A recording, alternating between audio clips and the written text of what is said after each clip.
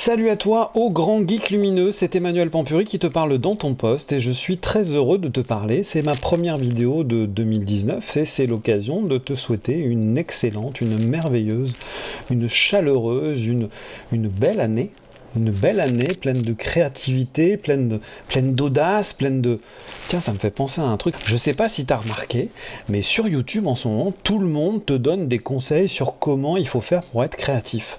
Est-ce que la créativité, c'est quelque chose qui s'apprend? Ou est-ce que c'est quelque chose qui s'invente? Je te laisse réfléchir et trouver toi-même la solution à cette petite problématique philosophique. Première vidéo de l'année, une nouvelle forme de vidéo que j'expérimente et que je te propose. L'idée, c'est quoi? C'est de te parler d'un produit sans te montrer le produit. Pour éviter un petit peu de faire du téléachat et pour éviter de faire de la redite, parce que Olivier Schmitt, Jérôme de Nowtech, Stéphane Couchou, enfin bref, tous les youtubeurs que tu regardes certainement ont déjà parlé de cette petite caméra. Cette caméra, ça s'appelle l'Osmo Pocket et je vais pas la montrer, mais je vais te montrer ce que je fais avec. Je vais te montrer, je t'emmène en balade avec moi, avec cette petite Osmo Pocket qui est vraiment une caméra pocket qui tient dans la poche, contrairement à l'autre dont j'ai parlé précédemment. Je reviendrai sur cette fameuse Blackmagic Pocket 4K prochainement. Je reviendrai aussi très bientôt sur le X-T3. Il est temps pour moi maintenant de t'amener en balade avec moi, avec cette Osmo Pocket pour te montrer un peu comment j'ai réagi, les premières heures d'utilisation, qu'est-ce que j'ai pu faire avec, qu'est-ce que j'ai découvert, qu'est-ce qui m'a plu et qu'est-ce qui ne m'a pas plu. Bon ben voilà, une nouvelle vidéo.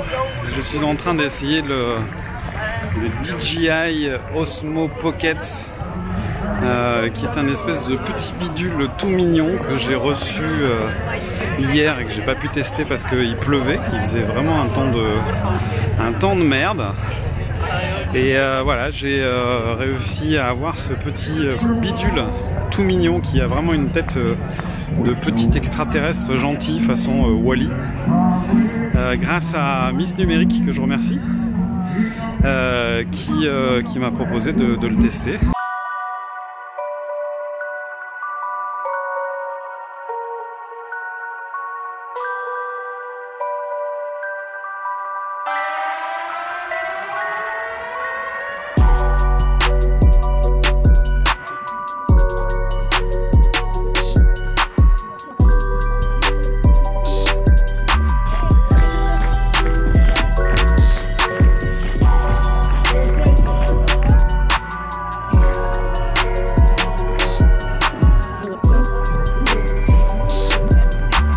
J'adore l'outil, j'adore le concept, il est vraiment dans l'affiliation de l'Osmo premier du nom.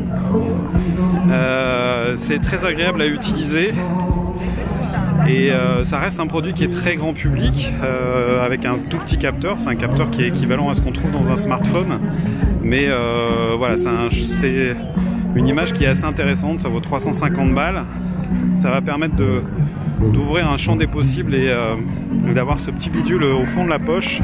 C'est clair que pour tout ce qui est vlogging, c'est un outil super intéressant. C'est ce que j'essaye de faire. Là, je suis au milieu du monde. Je suis à Montpellier sur la place de la Comédie. Je me suis pas mis en automatique parce que c'était tout vilain tout à l'heure, mais je vais peut-être le faire parce que là je suis sur un gros contre-jour, donc je vais me remettre dans le soleil. Ah, il m'a perdu. Le face detection m'a perdu. Ah mais il y a des copains qui font de la photo. Salut les copains qui font de la photo. Vidéo. De la vidéo. Faites de la vidéo avec quoi? Oh mais je connais cet outil. Et vous allez faire quoi avec ce GH5? Un reportage. Un reportage. Moi j'ai une chaîne YouTube et je teste du matos. D'accord, ok. Ah bah oui, je t'ai déjà vu. C'est vrai, tu m'as déjà vu? Mais qui es-tu? Non mais je regarde juste, on est derrière la caméra. D'accord. C'est chouette, on se posait la question justement de comment c'était ce... Ah bah écoute, je découvre. Là je suis en mode auto, contre-jour. Gros contre-jour.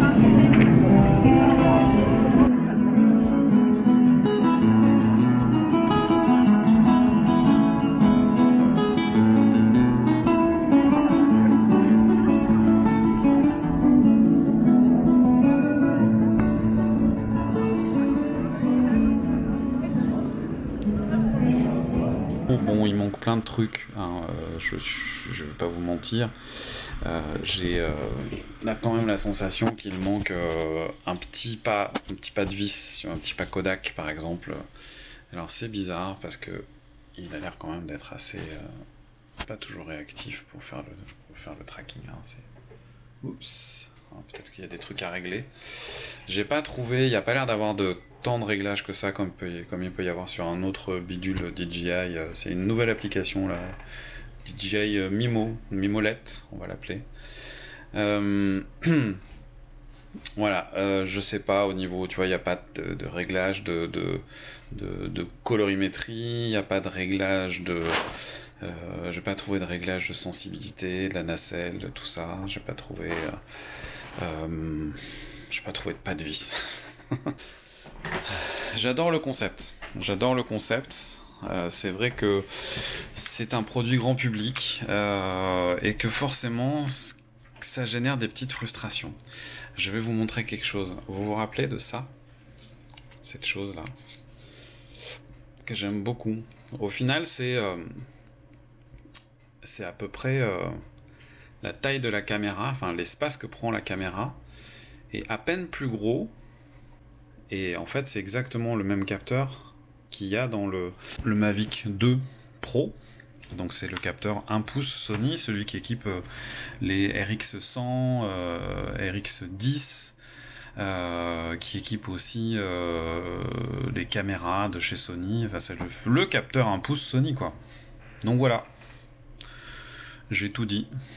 Peut-être que DxO aurait dû se rapprocher de DJI, ou peut-être que DJI aurait dû se rapprocher de DxO pour faire un produit un peu plus pro. Alors ils vont forcément nous sortir un Osmo, non, c'est comment il s'appelle, Osmo Pocket Pro, et après un Osmo Pocket Pro 2, et après un Osmo Pocket R. Voilà. Je commence à être fort en marketing, hein. Je commence à comprendre comment ça marche. Je suis en plein délire. Je sais pas s'il faut que je diffuse, je fasse cette vidéo. Est-ce que je peux me permettre de faire cette vidéo ou pas?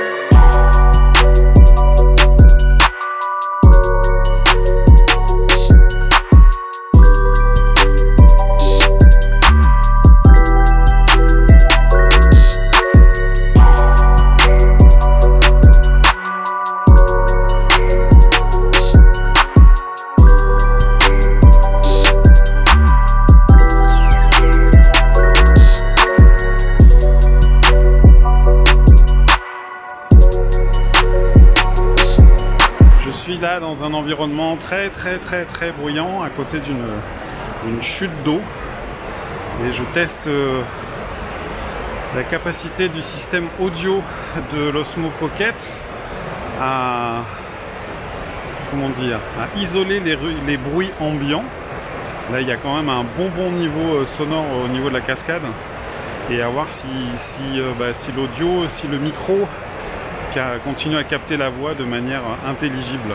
Eh bien, il est venu le temps pour moi de rendre mes conclusions sur cette Osmo Pocket de chez DJI. Pour ceux qui n'ont pas suivi et ceux qui auraient envie de voir un petit peu ce que je pensais déjà de l'Osmo premier du nom en décembre 2015, je vous invite à aller voir là-haut, ouais, voilà, sur le petit bouton, vous cliquez et vous allez voir ce que j'avais fait déjà avec le premier Osmo Pocket. C'est déjà un outil qui avait attiré mon attention par son, comment dire, par son ambition. DJI est un constructeur ambitieux qui a su placer la R&D au centre de son business. Pour moi, il y a un lien assez évident entre ce qu'a pu faire Apple dans son genre et DJI. C'est vraiment des gens qui ne cherchent pas à continuer à alimenter un processus du toujours plus de la même chose. C'est des gens qui se remettent en question et qui essayent vraiment d'innover. L'Osmo Pocket est un outil qui est pour moi un outil en rupture. C'est quelque chose qui va vous permettre de filmer différemment, d'avoir une autre approche de votre outil. Il y a énormément de gens qui font du contenu sur Internet, sur YouTube et sur toutes les autres plateformes vidéo aujourd'hui qui sont très focalisés sur la technique. Moi, le premier. J'avoue que moi, j'ai toujours été attiré par l'ergonomie. J'ai toujours préféré l'ergonomie à la qualité d'image. En 97, je crois, j'ai commencé à filmer avec cette petite caméra qui est une caméra de chez Sony qui s'appelle la PC2. C'est une caméra qui proposait déjà une prise en main verticale qui était très intéressante. Moi, je me rappelle, ouais, j'ai passé des heures comme ça. Voilà, une main sur le zoom, une autre main sur l'écran. Et avec ça, j'étais le roi du monde. Alors certes, c'était une caméra qui filmait en SD, qui filmait sur des cassettes en numérique déjà, en mini DV. Mais à l'époque où tout le monde ne parlait que de digital Betacam et de matériel super cher, j'avoue que j'étais très attiré par ce petit bidule.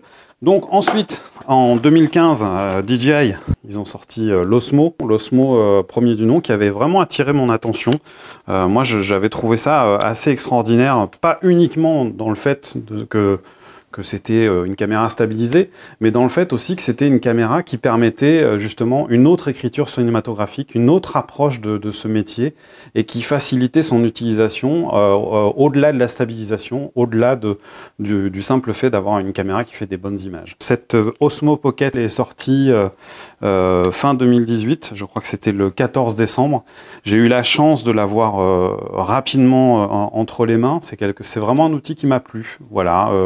Certes, dans mon exigence qualitative, je ne suis pas comblé, mais là où je suis comblé, c'est dans le côté ergonomique, justement. C'est l'idée d'avoir quelque chose au fond de la poche qui va me permettre de pouvoir être prêt tout le temps, directement, sans avoir à me soucier de savoir si oui ou non j'ai pris le bon matos, si j'ai pris le bon micro. Là, il y a aussi un truc qui est intéressant, c'est la première fois qu'il y a une caméra avec un micro intégré qui est ambitieux aussi. Certes, c'est pas le truc idéal, mais il s'en sort à peu près bien. L'isolation, le système d'annulation des bruits ambiants, tout ça, c'est peut-être encore un peu balbutiant. Il y a des progrès à faire, mais il y a une vraie volonté, en tous les cas, encore une fois, de proposer un outil tout seul, standalone, comme ils disent. J'ai vraiment apprécié pouvoir filmer directement sans avoir même à brancher le smartphone.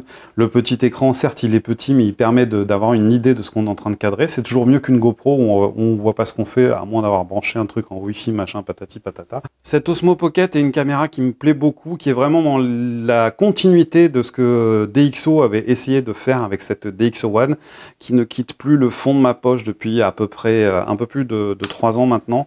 Voilà, c'est dommage que ça ait arrêté, mais c'est vraiment des outils qui sont tournés vers le futur, qui proposent une autre écriture, une autre approche, métier ou pas. Steve Jobs a dit très simplement à la sortie de Final Cut Pro 10, qui ne s'appelle pas Final Cut Pro X, pas plus que l'iPhone ne s'appelle iPhone X, mais bien 10, c'est un chiffre romain, je vous le rappelle. Il a dit la chose suivante, il a dit qu'un outil d'editing, de montage vidéo allait devenir aussi essentiel au commun des mortels que ne l'était à l'époque un tableur ou un traitement de texte. Voilà, alors là, par contre, personne n'y a cru, tout le monde s'est dit, ouais, qu'est-ce qu'il raconte? Moi, je suis un grand professionnel de la profession, ça fait des années que j'utilise Final Cut, j'ai pas à réapprendre un nouvel outil, non mais ça va bien, une personne de mon rang, voilà... Est-ce que je dois me remettre en question? Est-ce que je dois réapprendre encore un nouvel outil? Ça suffit, hein, voilà. Donc il y a beaucoup de snobinards dans ce métier. Je suis même parfois, moi, parfois un peu snob, un peu détestable. Tout ça, c'est des histoires d'ego, hein. C'est l'ego qui nous précède un petit peu de temps en temps, hein. Voilà. Il faut être assez lucide par rapport à ça. Mais voilà, la tendance est quand même en train de nous montrer que l'audiovisuel, la vidéo, avec l'arrivée de toutes ces plateformes de diffusion telles YouTube, ce n'est plus uniquement réservé qu'à des gens qui savent et à des gens dont c'est le métier. C'est quand même aussi en train de changer, c'est-à-dire que la création audiovisuelle n'est plus un métier élitiste, ça commence à devenir accessible et il y a plein de gens qui ont des messages, qui ont des choses à raconter, qui ne sont pas des vidéastes, qui ne sont pas des professionnels de l'image et des outils proposent automations, des automatisations, des atomisations, des choses qui permettent d'écrire, de raconter avec de l'image, de transmettre des messages sans forcément devenir un professionnel de l'outil qu'on utilise. Voilà, il n'y a pas forcément besoin d'être un écrivain célèbre pour pouvoir utiliser un stylo ou un traitement texte. Donc pourquoi pas, hein? Il faut savoir vivre avec son temps.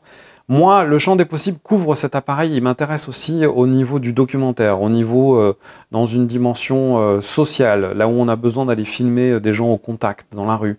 Souvent, l'appareil, la caméra, est un obstacle à l'intimité. C'est quelque chose qui impressionne, qui fait que les gens n'ont pas forcément envie de se confier, parce qu'ils ont...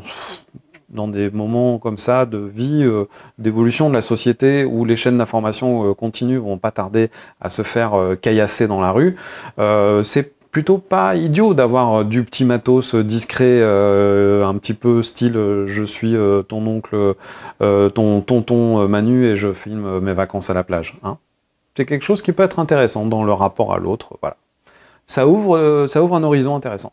Je vous rappelle que cette vidéo n'est absolument pas sponsorisée par DJI. Par contre, si vous voulez me filer un petit coup de main et faire un acte militant et que vous avez envie d'acheter cet Osmo Pocket, n'hésitez pas à utiliser le lien d'affiliation qui est dans la description ou qui est aussi ici pour passer vos commandes chez Miss Numérique, que je remercie encore une fois de m'avoir prêté le joujou. J'aurais bien aimé qu'il me le donne, mais bon... c'est des tarifs avantageux, c'est des gens sérieux avec qui je commence à travailler. Et le but du jeu, c'est quoi? C'est de faire un acte militant pour m'encourager et me soutenir dans mon travail et continuer à vous faire des vidéos sur YouTube. Donc n'hésitez pas, vous cliquez sur le lien d'affiliation et oui, je touche un petit pourcentage, ce qui me permet de financer mon travail. Le lien, il est aussi là si vous voulez. Si vous avez aimé cette vidéo, n'hésitez pas à lâcher un pouce bleu, n'hésitez pas à mettre un commentaire, n'hésitez pas à partager, n'hésitez pas à me dire ce que vous en pensez. C'est une vidéo d'un nouveau genre, je vous montre pas l'outil, je vous fais pas le descriptif des menus, je vous dis pas qu'est-ce que ça fait, parce que d'autres l'ont fait avant moi. Par contre, c'est un point de vue qui sera peut-être un peu différent de ce qu'on a pu vous raconter. J'espère que vous aurez apprécié. En tous les cas, n'oubliez pas, les avis, c'est comme les trous du cul, tout le monde en a un, moi le premier. À bientôt les geeks lumineux.